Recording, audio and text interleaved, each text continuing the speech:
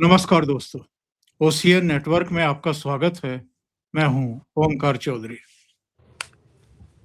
Donald Trump साहब को क्यों ये भय लग रहा है कि 2026 में उनके खिलाफ महाभियोग प्रस्ताव लाएंगे डेमोक्रेट्स?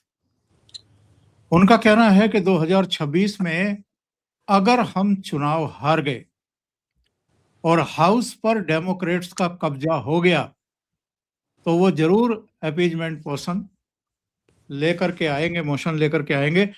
वैसे इनके पहले कार्यकाल में भी 2 बार महाभियोग इनके खिलाफ आ चुका और इस बार भी जो इनके अब तक के कारनामे हैं उसको देख करके लग रहा है डेमोक्रेट्स वैसे ही बहुत ज्यादा आक्रामक है, सड़कों पर उतरे हुए हैं जगह जगह। और जो अभी केंद्र सरकार के कर्मचारियों की तनख्वाहें रुक गई थी, लॉकडाउन जो है एक तरीके से हो गया था, डेमोक्रेट उस पर भी अड़ गए थे। तो वो एक अलग मसला था, लेकिन उनके तेवर आक्रामक हैं और वो उस तरीके से कंप्रोमाइज करने को बिल्कुल तैयार नहीं है डोनाल्ड ट्रंप के साथ, जैसे वेनेजुएला में वहां की सेना से लेकर के और तमाम इदारों ने उनके साथ कर लिया और अपने राष्ट्रपति को और उनकी पत्नी को गिरफ्तार होने दिया। घटनाएं और भी बहुत सारी चल रही हैं और उनके लिंक भी ट्रंप साहब से हैं। इन सब मुद्दों पर बातचीत करने के लिए मेरे साथ जुड़ गए हैं कर्नल अजय रैना साहब, तो उनको जोड़ करके चर्चा को आगे बढ़ाएंगे। अजय जी, बहुत स्वागत है आपका। नमस्कार। धन्यवाद ओमकार जी, बुलाने के लिए। नमस्कार। ट्रंप साहब को क्या हुआ है साहब? एक दिन पहले कहते हैं कि मोदी मुझे खुश करना चाहते थे, दूसरे दिन कहा कि मोदी मुझसे नाराज हैं। आज ताजा बयान आया, रिपब्लिकन जो मेंबर ऑफ पार्लियामेंट हैं उनको संबोधित करते हुए डर जाहिर किया कि 2026 हमारे लिए बहुत चुनौतीपूर्ण हो सकता है, हमारे खिलाफ महाभियोग प्रस्ताव भी आ सकता है। जो मिड टर्म इलेक्शन होने जा रहे हैं उसको लेकर के घबराए हुए हैं डोनाल्ड ट्रंप, क्योंकि घरेलू मोर्चे पर बहुत सारी समस्याओं से घिरे हुए हैं, बहुत सारे सवालों में घिर गए हैं। जी ओमकार जी, ट्रंप ने पूरी दुनिया से एक साथ पंगा ले लिया। अमेरिका शुरू से पंगे लेता, कोई नई बात थोड़ी है। हर जगह गड़बड़ी करनी, किसी से टक्कर लेनी, किसी की अंडरकट करना, वो उनका पुराना काम है। लेकिन इतना ओपनली और जिसको कहते हैं ना कि इन द फेस, आज तक किसी प्रेसिडेंट ने ऐसे किया नहीं। मोनरो डॉक्ट्रिन की बात करते हैं, वो भी इतना ब्लंट और ब्लंटेड नहीं था जितना ये है। घर के अंदर ये हालात हैं कि आपसे फार्मर नाराज, आपसे सैलरीड एम्प्लॉय आपने मेंशन किया वो नाराज, बड़े बड़े शोरूम बंद हो रहे हैं। इनफैक्ट पूरी मार्केट्स डाउनटाउन में बंद हो रखे हैं, बड़े बड़े शहरों में। तो ये बड़ा क्लियर है कि एक सेंटीमेंट, पब्लिक सेंटीमेंट उनके अगेंस्ट जा रहा है। इनफैक्ट अभी सर्वे तो देखो बार डिफरेंट होते रहते हैं, तो नॉर्मल कंसेंसस ये है कि जितना अनपॉपुलर डोनाल्ड ट्रंप अपने पहले साल प्रेसिडेंसी में है उतना आज तक कोई नहीं हुआ, क्योंकि सारे जो भी इनकम्बेंसी सबको हिट करती है। लेकिन आप अभी शब्द लेके आए, एक साल भी नहीं हुआ और आपका हमारे ऊपर टैरिफ लगा के छाती ठोक लिया, उसकी छाती डेड इकॉनमी बोल दिया, इधर हमारे राहुल गांधी जी ने उसको उठा लिया, वो सब ठीक है। लेकिन ऑन ग्राउंड क्या हो रहा है? भारतीय प्रोडक्ट अगर अमेरिका में महंगे हो रहे हैं तो उसका सीधा सीधा जो इम्पैक्ट है वो लोकल्स के ऊपर है। रिपब्लिक्स जो पार्टी है इनकी, उसके भी जो सेनेटर्स हैं उनके अंदर भी असंतोष है। आपने कहा कि 2 बार पहले भी इम्पीचमेंट के हुआ था, तो उस टाइम 2/3 मेजॉरिटी के चक्कर में बच गया था। लेकिन अगर ये इस बार, और काफ़ी लोग ये बड़े कॉन्फिडेंस के साथ प्रिडिक्ट कर रहे हैं कि मिड टर्म में डेमोक्रेट्स मेजॉरिटी ले लेंगे। बेसिकली इसके इनके हाथ काट दिए जाएंगे या हाथ बांध दिए जाएंगे। तो ये एक अपना एक फियर साइकोसिस, जैसे अपने वोटर बैंक को जो मोदी जी ने गलती की उसके विपरीत कर रहा है। मोदी जी ने 400 का नारा क्या दे दिया कि हमारे वोटर्स छुट्टी चले गए, वोट ही नहीं डाला, बोला चलो पिकनिक बना के 400 सीट्स तो आ रही हैं। ये उसके उल्ट कर रहा है। ये अभी अपने जो समर्थक हैं उनको बताने की कोशिश कर रहा है कि भैया लुट जाएंगे, बर्बाद हो जाएंगे, कुछ करो, क्योंकि उसको खतरा रियल है।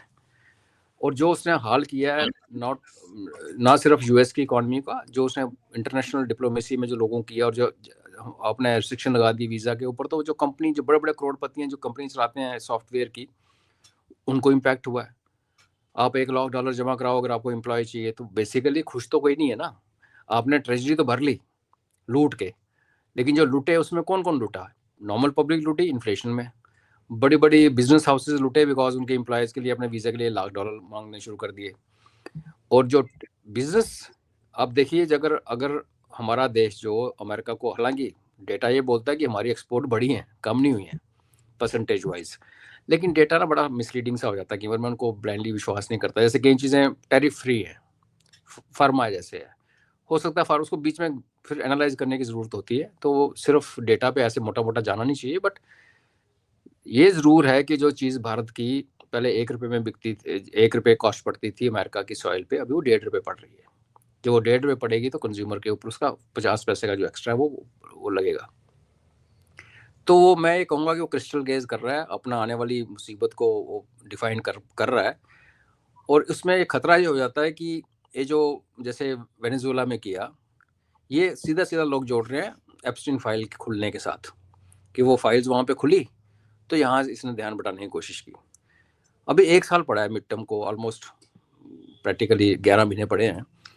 तो इसके बीच में ये कि हताश हो के कोई और बेवकूफ़ी ना कर दे, पता इसका कोई नहीं, क्योंकि जब अंदर से एक डिक्टेटर टाइप बंदा ना, कहने को तो डेमोक्रेसी में रहता है, डेमोक्रेटिक कंट्री का प्रेसिडेंट है, इलेक्शन से हुआ, पर है इसकी साइकोलॉजी जो है वो डिक्टेटर वाली है। बिल्कुल। ऐसे लोग जब अनसेफ फील करते हैं, इनसिक्योर फील करते हैं, तो वो फिर कहीं बाहर फसाद करते हैं। तो अमेरिका जब फसाद करता है तो उसका इम्पैक्ट पूरे ग्लोबल इम्पैक्ट होता है, तो वो अभी देखना पड़ेगा। बट आज के हालात से ये लग रहा है कि इसकी मेजॉरिटी तो ख़त्म होने के पूरे चांस हैं। इम्पीज होता है नहीं होता, उतने 2/3 मेजॉरिटी बटोर पाएगा नहीं पाएगा, वो समय बताएगा।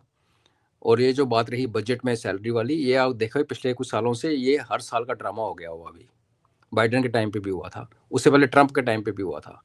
तो ये बेसिकली इंडिकेटर है कि जब आपकी कमाई जो है वो आपके खर्चे से कम है और आप खर्चा ज़्यादा कर रहे हो, डेट में जा रहे हो, तो फिर जो लोग बैठे हैं जो कि इस फाइनेंस को कंट्रोल करते हैं, उनको थोड़ी पीठ महसूस होता है कि भाई गलत हो रहा है। ओवरऑल अमेरिका का सेंटिमेंट घर के अंदर घर के बाहर दोनों जगह इस टाइम खराब है। तो उसका जो आउटपुट उसको नज़र आ रहा है, उसकी असेसमेंट ठीक है, लेकिन जैसे मैंने कहा वो मोदी जी की उलट चल रहा है। वो लोगों को ये बताना चाहता है कि प्लीज़ सपोर्ट भी, नहीं तो मैं डूब जाऊंगा। सपोर्टर तो है ना, हर कंट्री में होते हैं, 30-35% तो हर जगह होते ही हैं। बिल्कुल जी। आज इन्होंने अपने सांसदों के सामने फ्रांस के राष्ट्रपति की मजाक उड़ाई है। उन्होंने कहा कि मैंने उनको धमकी दी थी कि मैं जो आपके यहाँ से दवाएं सप्लाई हो रही हैं अमेरिका, उन पर भारी भरकम टैरिफ लगाऊंगा।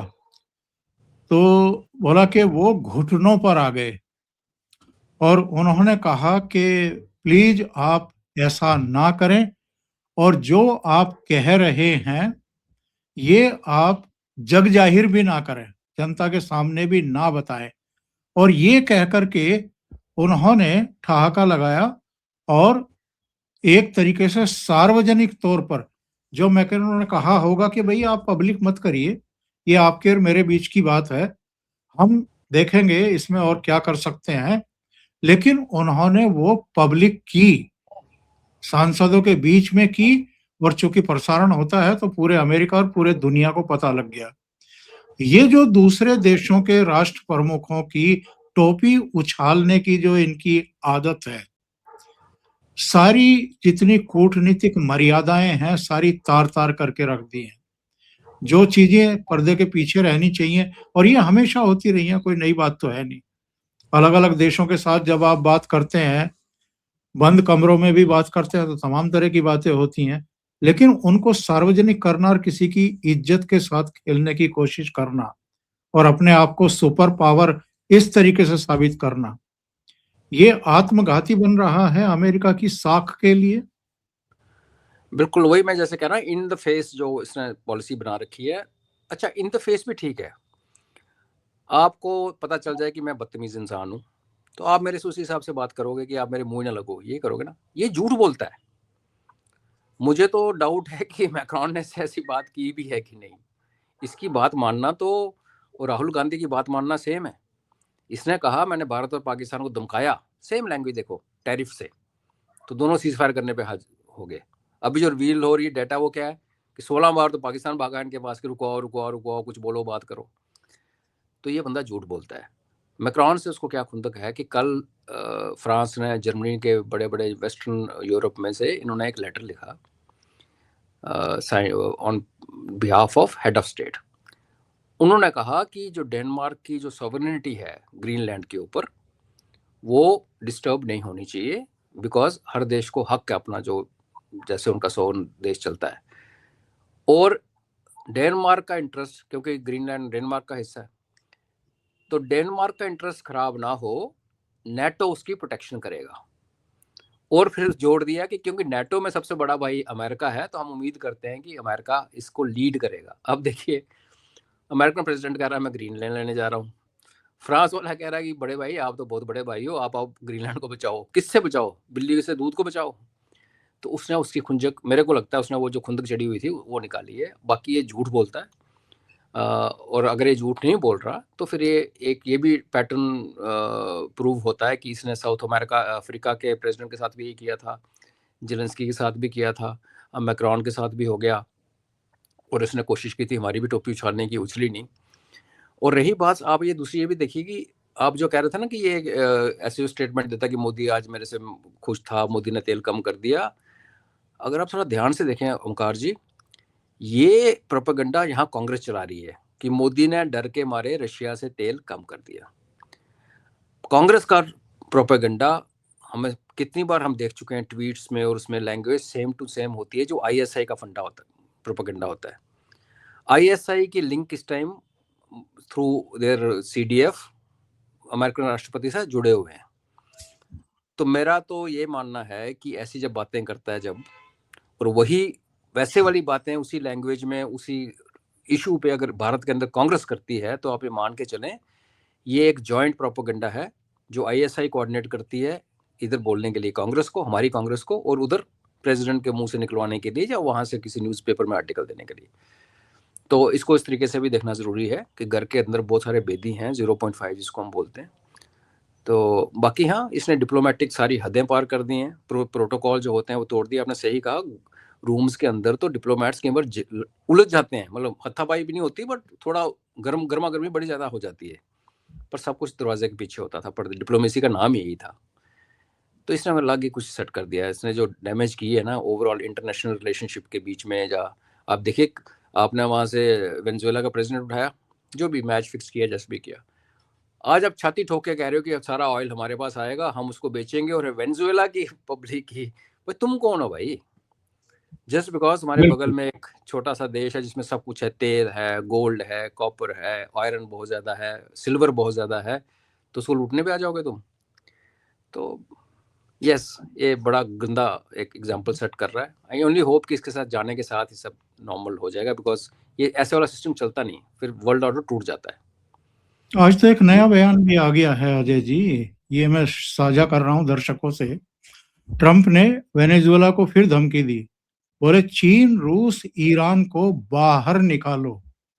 और इसका जो विस्तार है खबर का, अमेरिकी राष्ट्रपति डोनाल्ड ट्रंप चाहते हैं कि वेनेजुएला की नई सरकार, जिसकी अंतरिम राष्ट्रपति डेल्सी रोड्रिग्स हैं, चीन, रूस, ईरान और क्यूबा के साथ आर्थिक संबंध खत्म कर दें, तभी उसे ज्यादा तेल निकालने की इजाजत दी जाएगी। एबीसी न्यूज सूत्रों के हवाले से बताया गया कि ट्रंप प्रशासन ये भी चाहता है कि वेनेजुएला तेल उत्पादन के लिए सिर्फ अमेरिका के साथ पार्टनरशिप करे और कच्चा तेल बेचते समय अमेरिका को ही प्राथमिकता दे। और नीचे इसमें बताया गया है कि अमेरिका ने कई नई शर्तें लगा दी है। सबसे पहले देश को चीन, रूस, ईरान, क्यूबा को बाहर निकालना होगा, यानी खुला खेल फर्रुखाबादी। हम तो ये पहले ही कह रहे थे, और शायद आपने भी प्रोग्राम में कहा था कि नंबर 1 एनिमी ये चीन को मान करके चल रहे हैं और चीन को ही नुकसान पहुंचा रहे हैं इस समय। जी जी, टारगेट चीन है। लेकिन ये जो कह रहा है ना, ईरान क्यों कह रहा है ये? ईरान तो तेल नहीं लेता वेनेजुएला से, चीन लेता है, रशिया लेता है। रशिया भी नहीं लेता, रशिया के पास अपना है, हम लेते हैं। जो इसके जो आप कहोगे अमेरिका के जो कॉम्पिटिटर हैं या जिनको ये बुरा मानता है, दुश्मन मानता है, उसमें हम बेसिकली हम लोग और चीन है जो वेनेजुएला से तेल लेते हैं। ईरान क्यों बोल रहा है? ईरान इसलिए बोल रहा है कि वेनेजुएला के अंदर हिजबुल्ला है काफ़ी मात्रा में, और वो हिजबुल्ला का जो फादर है वो ईरान है। और जो ये धमकी दे रहा है ना, अगर ये रॉड्रिक्स नहीं करती तो क्या इसको भी उठा लेगा।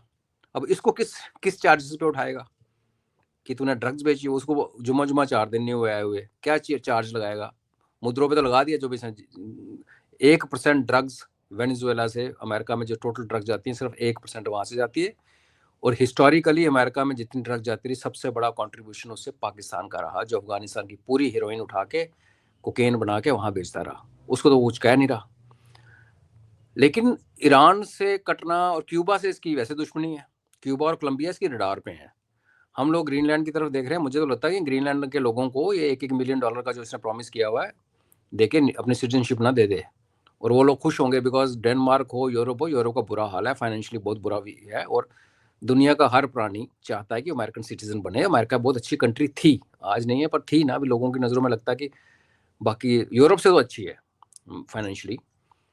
तो अगर किसी एक कटे हुए आइलैंड पे जिसमें डेनमार्क ने पुराने ज़माने में क्या 40-45 साल पहले बहुत जुल्म भी ढाए थे उनकी लड़कियों पे, तो वो याद उनके दिमाग में ताज़ा है। ऊपर से यहाँ से पैसे का प्रॉब्लम मिले और यहाँ से सिटीजनशिप का प्रॉब्लम भी, पता चला डेनमार्क अपने आप ही अमेरिका में शामिल हो जाए। क्यूबा और कोलंबिया के ऊपर वेनेजुएला टाइप एक एक्शन होने का भी खतरा है। तो बेसिकली ये वो इलाके हैं क्यूबा, वेनेजुएला एंड कोलंबिया जो इनके अपने बैकयार्ड में है, जहाँ पे चाइनीज और रशियन मिलिट्री इम्पैक्ट इन्फ्लुएंस कम है। तो ये जो एक नॉर्मल सेट कर रहा है कि ठीक है मैं अपने बैकयार्ड में जो मर्जी करूँ, तो फिर कल को रशिया कहेगा मेरा यूरोप में बैकयार्ड है, मैं जो मर्जी करूँ, और चाइना कहेगा ताइवान, फिलीपींस और वियतनाम मेरा बैकयार्ड है, और इंडिया भी, मैं जो मर्जी करूँ। तो फिर ये तो गदर मच गया ना, वर्ल्ड ऑर्डर तो खत्म हो गया। किसी दूसरी देश को ये कहना कि तुम फलाने से रिश्ता तोड़ो जस्ट बिकॉज मैं बहुत पावरफुल हूँ और तुम हमारे पास हो, हम तुम्हें नुकसान पहुंचा सकते हैं, ये बड़ा ही इमोरल, अनएथिकल इंटरनेशनल डिप्लोमेसी मानी जाएगी। वेनेजुएला में अपोजिशन ऑलरेडी कल सड़कों पे हिट कर चुकी थी, प्रोटेस्ट कर रही थी कि ये जो हमारे साथ हुआ है नहीं होना चाहिए। और मैं आपको लिख के देता हूँ, अगर इसने आगे जाके इसका प्लान क्या है, मुद्रों के आने से पहले सारे की सारा ऑयल जो था वो अमेरिकन कंपनीज निकालती थी वेनेजुएला से, उसने आके नेशनलाइज कर दिया।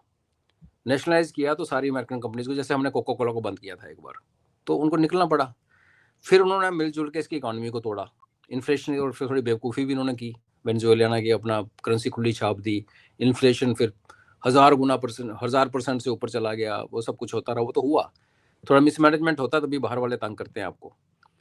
लेकिन अगर ये सोचता है कि डरा धमका के वो सारी जो ऑयल जो फैसिलिटीज़ थी, ऑयल वेल्स और जो प्रोडक्शन फैसिलिटीज़ है, उसको अमेरिका के हाथ में धमकी से करेगा, तो बहुत बड़ा चांस है कि वेनेजुएला के अंदर इंसर्जेंसी शुरू हो जाएगी। हिजबुल्लाह ऑलरेडी वहाँ पे है, ईरान का एजेंट है, ईरान चाइना को सपोर्ट करता है, इसने चाइना को हर्ट किया, मुंह पे तमाचा मारा एक्चुअली।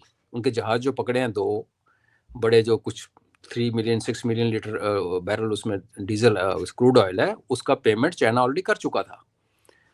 तो ये चाइना को मजबूर कर रहा है कुछ करने के लिए, और यही मेरे को खतरा है कि चाइना को, क्योंकि चाइना के पास ऑप्शन क्या है, देखिए जी, चाइना कह रहा है कि मैं नेक्स्ट सुपर पावर हूँ, यही कहता चाइना। अगर वो नेक्स्ट सुपर पावर है तो वो इस तमाचे का जवाब तो देगा। मगर चाइना एक बहुत डीप और पुरानी सिविलाइजेशन है, एक तो वो 2-4 दिन में नहीं देगा, वो गेम खेलेगा अपनी। बेस्ट गेम चाइना के पास ये है कि वो वेनेजुएला में, जो कि अमेरिका की बैकयार्ड में है, वहाँ इंसर्जेंसी शुरू कर दे। आज तक अमेरिका के इतने क्लोज एरिया में कभी इंसर्जेंसी नहीं हुई, क्योंकि जब इंसर्जेंसी होती है फिर फैलती है, फिर हर जगह फिर कोई बॉर्डर पे पंगे शुरू हो जाएंगे, पता चला इनको एक BSF टाइप फोर्स बनानी पड़े। आज तो अमेरिका के बॉर्डर पे क्या पुलिस घूमती है, बड़ी सी बाढ़ लगा रखी है, मैक्सिको के साथ, कनाडा के साथ खुला है, छोटे छोटे गेट हैं, कोई हथियार नहीं होता, और कल को पता चला आपको वहाँ पे LC line of control type deployment करनी पड़ जाए। और दूसरा ये कि ये तो हो गया एक तरीका। दूसरा, अगर चाइना ने ताइवान में ना भी घुसे, घेर ले उसको, नेवल ब्लॉकेट कर ले, सप्लाईज बंद कर दे, तो फिर अमेरिका क्या करेगा? क्योंकि वो चाइना का बैकयार्ड है। अगर चाइना वेनेजुएला में इसलिए कुछ नहीं कर रहा डायरेक्टली क्योंकि उसके एरिया से दूर है, तो वियतनाम, फिलीपींस और ताइवान जो चाइना के बैकयार्ड हैं और जो अमेरिका की हेल्प लेते हैं, उन तीनों में किसी एक को चुन के अगर ये किसी को उसको उस पर चढ़ाई कर दे या उसको ब्लॉकेट लगा दे, तो अमेरिका की कैपेबिलिटी है क्या वो उस ब्लॉकेट को आके तोड़े? अगर अमेरिका उस ब्लॉकेट को नहीं तोड़ पाता और उसमें से कैप्चर कर लेता है किसी एक को, उसको डोमिनेट कर लेता है, तो फिर रही सही साख जो है अमेरिका की सुपर पावर वाली वो खत्म हो जाएगी। अगर चाइना कुछ ना करे तो चाइना की साख खत्म हो जाएगी। लोग हंसेंगे चाइना के ऊपर कि तुमने क्या कर लिया अमेरिका का, सीरिया तुम्हारे हाथ से लेके चला गया, ईरान को, Cuba, Venezuela, Cuba, Iran, Syria, Colombia, ये बेसिकली क्या है? ये pro Chinese, Russia pro Chinese group के लोग हैं।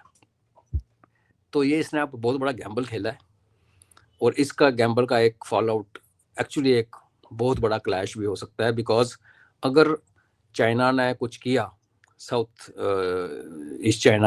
चाइना सी में और ये खुद नहीं कर पाया, तो क्लियर है जापान को बोलेगा कि तू रिएक्ट कर। जापान की प्राइम मिनिस्टर वैसे भी चाइना के खिलाफ बड़े बयान दे रही है इन्हीं के पंप पे।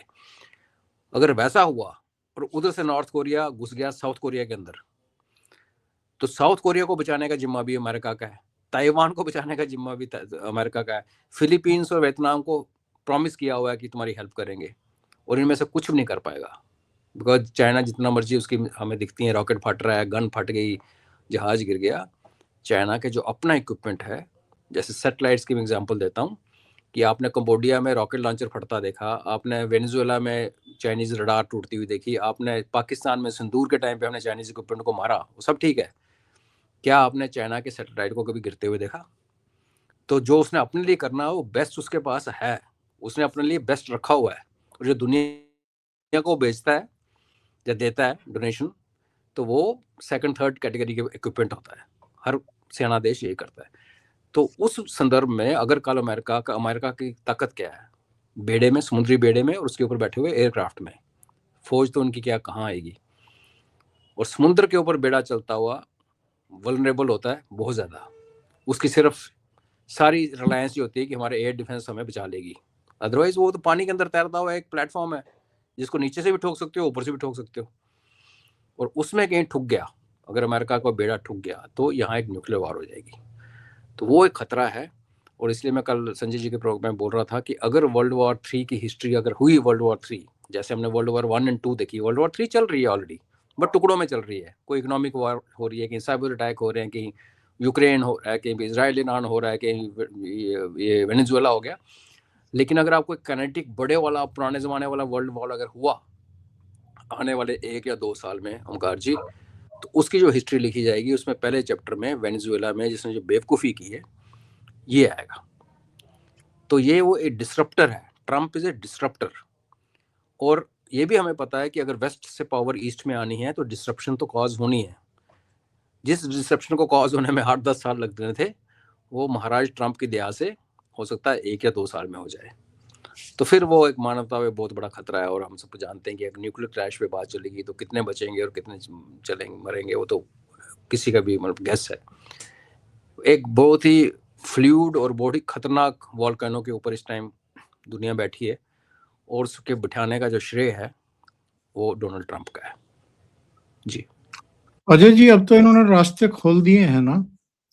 अगर पुतिन जेलेंस्की को उठा ले और चीन जो है वो ताइवान की राष्ट्रपति को उठा ले और हम यूनुस को चुग लें, उधर सईद को, मसूद को और मुनीर वगैरह को चुग लिया जाए, तो फिर तो ये जायज है ना आज की तारीख में। हमने हसीना को पहले उठा के हमने एग्जाम्पल दी है। हमें गर्व होना चाहिए कि दुश्मन के घर के अंदर से जो दुश्मन बांग्लादेश में आज दिख रहा है, तो हमें क्या लगता है ओवरनाइट तो नहीं हुआ होगा ना? उस दिन भी दुश्मन थे ना, जिस दिन हमारा जहाज वहां उतरा और शेख हसीना को उठाया। वो तो हमारी मिलिट्री पावर थी, एयरफोर्स के ऊपर फाइटर चल रहे थे कि उनकी हिम्मत नहीं पड़ी। तो हमने तो ये कारनामा पहले ही करके दिखाया।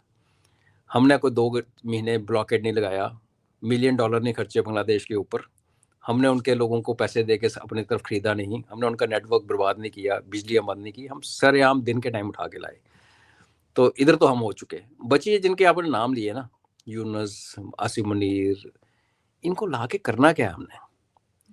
ये लोग ना, देखिए आपने अननोन गनमैन की बड़ी कहानियां चलती रहती हैं, तो लोग पूछते हैं कि आप हाफिज़े के घर के बाहर धमाका हुआ था, लेकिन वो इसलिए उसको मारने के लिए नहीं हुआ था, वो इसलिए किया गया था कि पाकिस्तान कह रहा था कि वो जेल के अंदर है, वेराज वो घर के अंदर बैठ के बिरयानी खा रहा था। तो वो धमाका इसलिए किया गया था दुनिया को बताने के लिए कि हमें पता तू कहाँ है, तू जेल में नहीं है। आप टॉप लीडर को नहीं मारते। आप दुनिया में कहीं भी देखिए, जब तक कोई मूवमेंट या विद्रोह, रिवोल्ट, आर्म्ड इंसर्जेंसी जब तक खत्म होने को नहीं आती ना, उसके टॉप लीडर को नहीं मारा जाता। बिकॉज आप एक को मारोगे, एक तो उसको बन जाता है उनके लिए भगवान, इंस्पिरेशन, और दूसरा तैयार हो जाएगा, दूसरा मारोगे तीसरा तैयार हो जाएगा। ओसामा बिन लादेन को तब मारा गया जब इनको लगा कि हमने अमेरिका अलकायदा को खत्म कर दिया। प्रभाकरण को तब मारा गया जब एलटीटी खत्म हुई। अगर आप पहले दिन ही प्रभाकरण को मारोगे, दूसरा प्रभाकरण आ जाएगा, क्या फर्क पड़ता है? वो जो दूसरा आएगा वो ये प्रूव करने की कोशिश करेगा मैं प्रभाकरण से भी तेज हूँ। इसलिए जनरली आप देखेंगे अक्रॉस द वर्ल्ड मिलिट्रीज क्या करती हैं, अपनी प्लानिंग में टॉप मैन को लास्ट में उड़ाती हैं, पहले नहीं उड़ाती। अगर इनको उड़ाना नहीं है तो उठा के लाके करना क्या है? क्योंकि यहाँ आएंगे तो यहाँ किसी सुप्रीम कोर्ट के जज ने उनको बेल दी तो फिर क्या करेंगे? बोलेंगे ये तो बेचारा घर में बैठा था, ये तो जमाते उल दुआ चला रहा है, बड़ी चैरिटी ऑर्गेनाइजेशन चला रहा है। हमारे देश में कन्फ्यूजन भी बहुत है।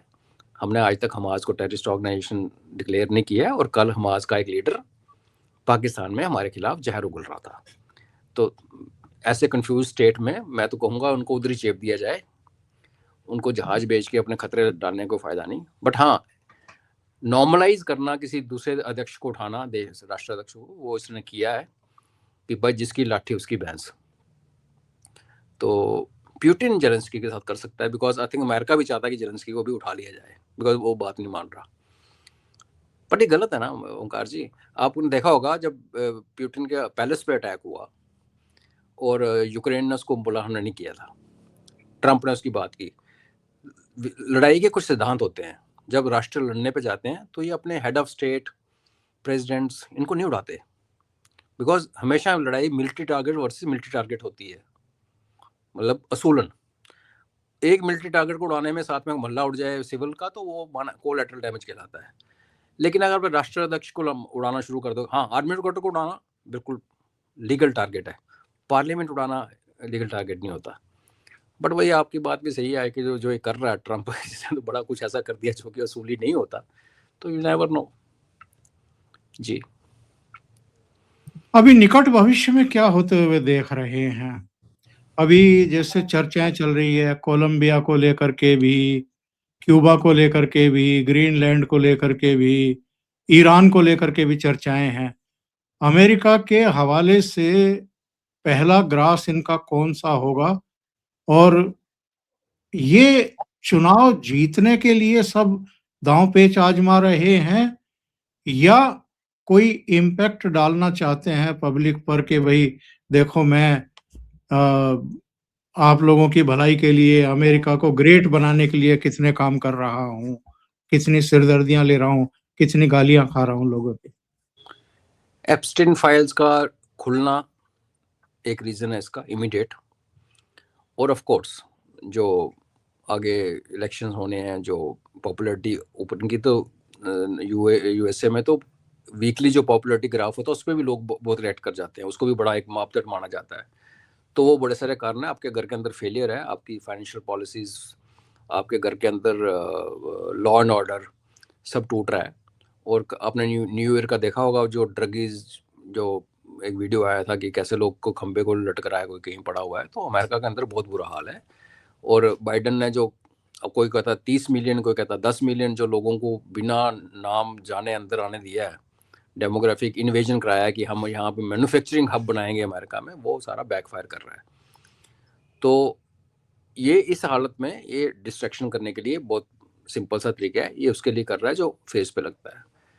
आपने पूछा कि कौन पहले जाएगा, तो मुझे लगता है कि ग्रीनलैंड को शायद ये बिना लड़े ले लेंगे, क्योंकि ग्रीनलैंड का जो भी वहाँ जो प्राइम मिनिस्टर जो लोकल उनका होता है, वो जो बैठा हुआ है ना, तो वो देखेगा यार मुद्रा को उठाया था, मेरे को भी उठा लेगा।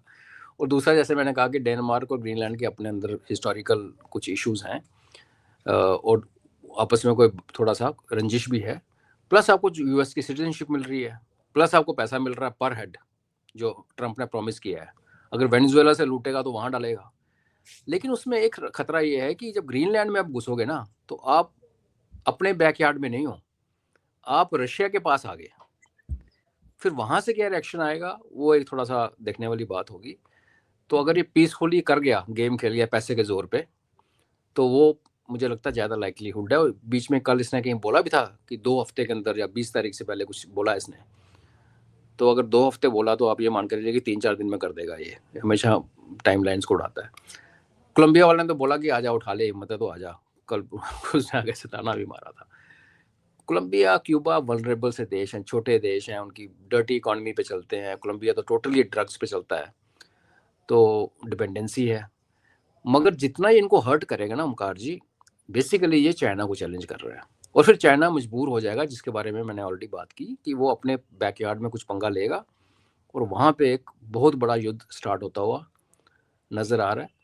टाइमलाइन 1-1.5 साल हो सकता है, बिकॉज चाइना इमीडिएटली रिएक्ट नहीं करेगा। चाइना पाकिस्तान की तरह नहीं है कि कूद पड़ेगा। रही बात ईरान की, बिल्डअप हो रहा है, अंदर रेजीम चेंज की भी प्रोटेस्ट चल रहे हैं। हालांकि प्रोटेस्ट लोकल इश्यूज पे है, फाइनेंस पे है, उनकी करेंसी टूट गई, अनएम्प्लॉयमेंट है, इन्फ्लेशन बहुत बढ़ गई, और सरकार ने कहा कि हाँ हाँ हम समझते हैं, हम सहमत हैं, हम कुछ करेंगे, लेकिन लोग रुक नहीं रहे। तो ये एंटी खुमैनी कम है, एंटी गवर्नेंस ज़्यादा प्रोटेस्ट है। लेकिन अमेरिका क्या है ना, वो दूसरों के फटे में पैर डालने का तो उसकी आदत है। लेकिन साथ में जो बिल्डअप कर रहा है ये, उस बिल्डअप में क्या होता है कि ईरान ने हमेशा पहले भी बताया करके 45 साल से कंट्री सैंक्शनड है, और ईरानियंस ने पहले भी प्रूव किया, और अभी इसराइल के अटैक के टाइम भी किया, कि अगर आप ईरान के अटैक करने की बात करोगे तो सारे ईरानियन इकट्ठे हो जाते हैं। फिर उनके लिए देश सर्वोपरि हो जाता है। फिर वो खमैनी को बोलते हैं बाद में देखेंगे, पहले यहाँ निपट लें। क्योंकि और ऐसा होगा तो हमारे लिए अच्छा है, बिकॉज अगर ईरान टूट जाता है, अगर यहाँ रजीम चेंज कराएंगे ना, तो आपको कम से कम 5 देश बनते हुए नजर आएंगे। बलोचिस्तान सबसे बड़ा होगा, अजरबैजान वाला जो अजर एरिया वो खींच लेगा, अरबिस्तान है, कुर्दों का है, और जो बचा खुचा छोटा सा तेहरान और वो जो बचेगा, उसमें फिर ये जो डिस्टेबलाइज होगा ना ये रीजन, और आगे पाकिस्तान ऑलरेडी डिस्टेबलाइज्ड है, फिर उसकी एक सेक हमें लग सकता है, भारत को भी। शाहबार में जो हमारा इंटरेस्ट है, वो ईरान में अगर गवर्नमेंट चेंज होती है और ईरान इंटैक्ट रहता है तो कोई फ़र्क नहीं पड़ता, लेकिन अगर ईरान टूट गया तो वो फिर बलूचिस्तान के अंदर आएगा। बलूचिस्तान के साथ तो हमारे रिलेशन ठीक हैं, लेकिन कल किसने देखा है। तो ईरान नहीं टूटना चाहिए, ये हमारे फेवर में है।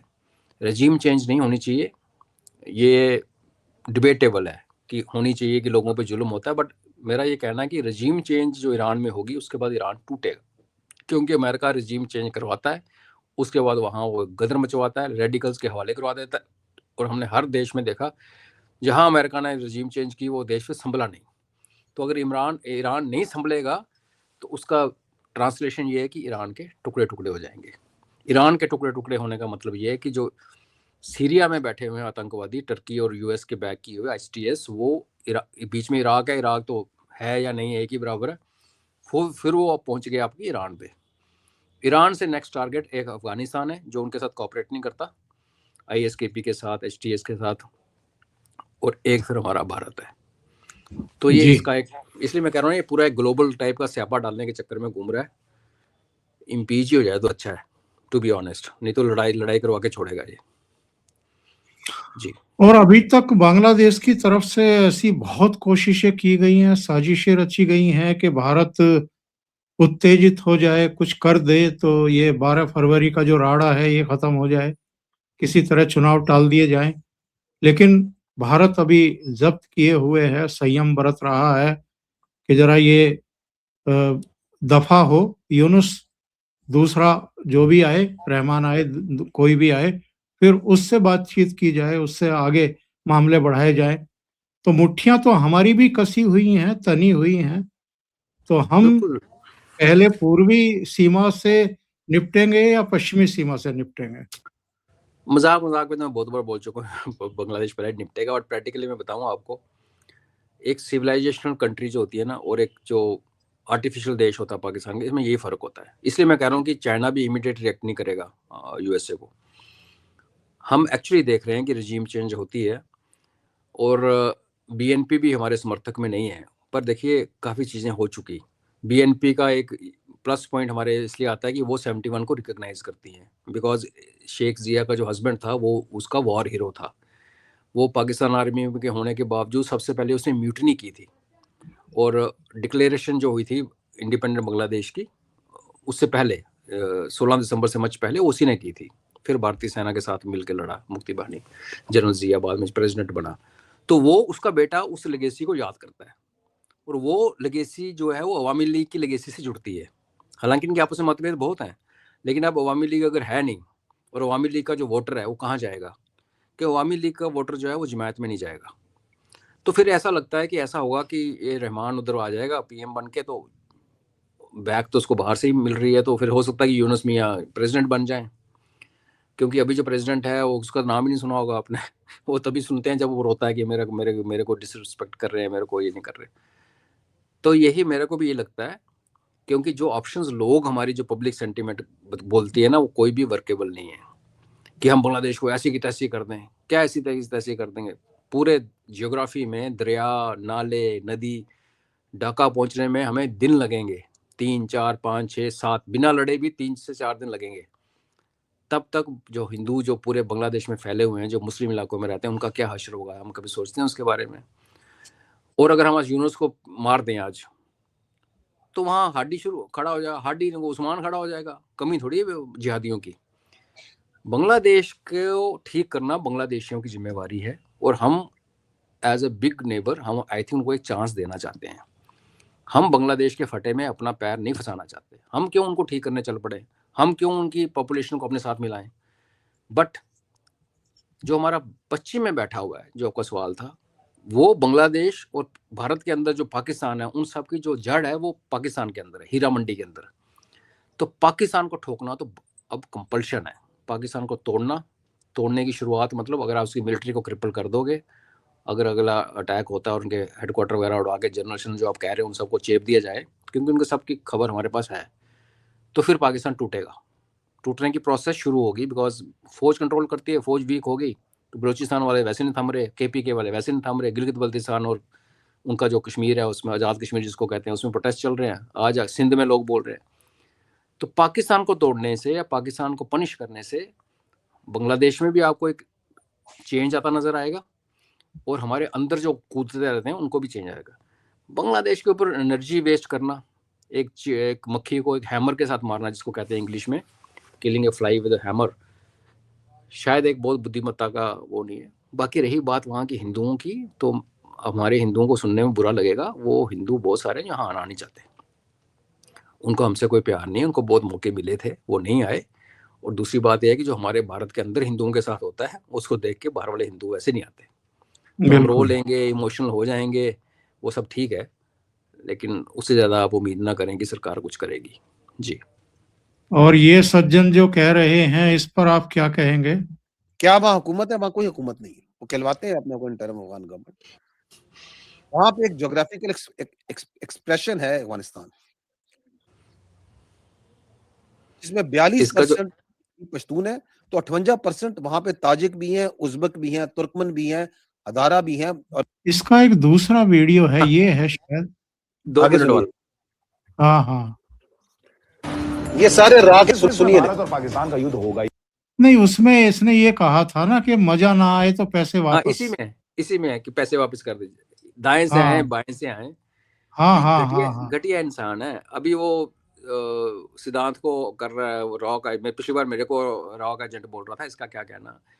इसने एक लेडी पत्रकार के ऊपर जो इसकी बेटी की एज की, उसको आंख मारी थी पिछली प्रेस कॉन्फ्रेंस में। और ये जगह जगह कॉलेजेस और यूनिवर्सिटी में जाता है एंटी इंडिया रेटोरिक खड़ा करने के लिए, और सुनने में आया कि वहाँ भी ये लड़कियों के साथ बड़ा क्लोज होने की कोशिश करता है। ये एक गंदा इंसान है। तो गंदा इंसान इतने बड़े मंच पे इतनी बड़ी पोस्ट होल्ड करते हुए, जिसका जिम्मेवारी है कि पाकिस्तान के नैरेटिव को पूरी दुनिया को सुनाए, वो ये जो आप कह रहे थे कि कोई दाएं से आए कोई बाएं से आए, पूरा मजा देंगे, मजा नहीं तो पैसा वापिस। लोगों ने कहा कि भाई हमने हीरा मंडी ठीक ही नाम बोला है। मतलब आप कितनी घटिया किस्म का स्टेट सुनने वाले बच्चे भी हैं, लेडीज भी हैं आपके, हम सुन रहे हैं तो वो भी सुन रहे हैं ना, इसके क्या और कमेंट इससे करें। पता चलता है कि पाकिस्तानी सेना में कैसे कैसे गधे भरे हुए हैं, और ये लेफ्टिनेंट जनरल है, लेफ्टिनेंट जनरल है। और स्ट्रेटेजिक कम्युनिकेशन का इंचार्ज है, ऐसा अब नहीं कि कोर कमांडर है वो गर्म खून वाला है, इसका काम ही है कि कम्युनिकेशन को ठीक रखना, दुनिया के आगे अच्छा इंप्रेशन बनाना, नैरेटिव ठीक रखना। ये देख लो, क्या कह सकते हैं इसके बारे में। अजय जी बहुत बहुत धन्यवाद इतना समय निकालने के लिए, बहुत महत्वपूर्ण मुद्दों पर चर्चा करने के लिए, थैंक यू सो मच।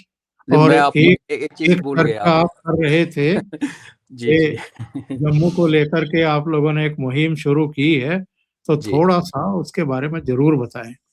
जी देखिए, हम हमारे ऊपर, अब मैं बोलूँगा अत्याचार, हम विक्टिम खेलना आता नहीं है, थोड़ा मार्शल कम्युनिटी है डोगरास, तो हमें रोने की आदत नहीं है, लेकिन ओंकार जी बहुत ज़्यादा डिस्क्रिमिनेशन हुआ है। और जैसे आज मीटिंग में ये रेजोल्यूशन पास हुआ कि ये डिस्क्रिमिनेशन के नहीं लड़ रहे, हम अपने सर्वाइवल के लिए लड़ रहे हैं। हमारी डेमोग्राफी चेंज की गई, ट्रेन्स भर भर के रोंगिया और बांग्लादेशी वेस्ट बंगाल से रूलिंग गवर्नमेंट कांग्रेस के मिनिस्टर ने ट्रेन चार्टर करके यहाँ पे बसाए, और जो लाखों एकड़ जमीन फॉरेस्ट की घेर के एक कश्मीर के लोगों को दी गई, तो हम ये कह रहे हैं कि भैया कश्मीरी हो, आप बहुत अच्छे हो, केंद्र सरकार आपका बहुत ध्यान रखती है, आप इंजॉय करो। और केंद्र सरकार को बोल रहे हैं इनको और पैसे दो, लेकिन हमारी जान छुड़ाओ। हमारी पॉपुलेशन ज़्यादा है, हमारी जियोग्राफी ज़्यादा है, लेकिन सीटों का बंटवारा ऐसे कर रखा है कि सारी की सारी सीट्स जम्मू की अगर एक पार्टी जीत भी ले तो गवर्नमेंट नहीं बना सकती। कश्मीर में सीटें ज़्यादा हैं, पॉपुलेशन कम है, जियोग्राफिकल एरिया भी कम है। इसलिए फिर हम लोगों ने कहा कि भाई हम पुकारेंगे सेंटर को। उन्हीं से उम्मीद है, यहाँ की बीजेपी भी डिफंक्ट है, कि भाई आप हमारा पॉइंट ऑफ व्यू समझिए। हम अभी कोई रोड हिट नहीं कर रहे, कोई वायलेंस, क्योंकि इस टाइम देश एक बड़े डेलिकेट सिचुएशन से गुजर रहा है, तो हम एक नया क्रिएट नहीं करना चाहते, बट एक इंटेलेक्चुअल लेवल पे अपनी आवाज़ को हम उठा रहे हैं। जैसे अभी आपके प्लेटफॉर्म पे बात हो रही है, लोग देखते हैं, तो अगर किसी को फिक्र है दिल्ली में तो आओ हमसे बात करो। हम आज की डेट में तो हम रोड हिट नहीं करेंगे, बट एक टाइम आएगा फिर हम रोड भी हिट करेंगे। और जब रोड हिट करेंगे तो फिर आपको पता कि अमरनाथ एजिटेशन में क्या हुआ था। हम भी चाहते हैं कि उस स्टेज तक बात ना जाए। बाकी देखते हैं, आज शुरुआत की है माता का नाम लेके, भारतीय हैं, भारत के अंदर ही हमें अपना भाग लग चाहिए, इसके ज़्यादा कोई डिमांड नहीं है। कई लोगों ने उस पर प्रोपेगेंडा शुरू कर दिया कि ये देखो मुस्लिम हिंदू, हमारे जम्मू में 40% मुस्लिम रहते हैं, जम्मू प्रोविंस में 10 में से 6 डिस्ट्रिक्ट मुस्लिम डोमिनेटेड है। ये हिंदू मुस्लिम की बात नहीं है, ये कश्मीर और कश्मीर से अलग होने की बात है।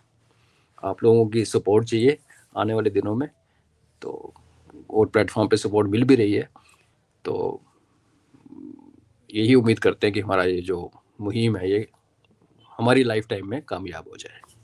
जी, इस पर अलग से भी एक प्रोग्राम करेंगे आपके साथ। बहुत बहुत धन्यवाद Ajay ji, thank you so much. धन्यवाद, नमस्कार। नमस्कार।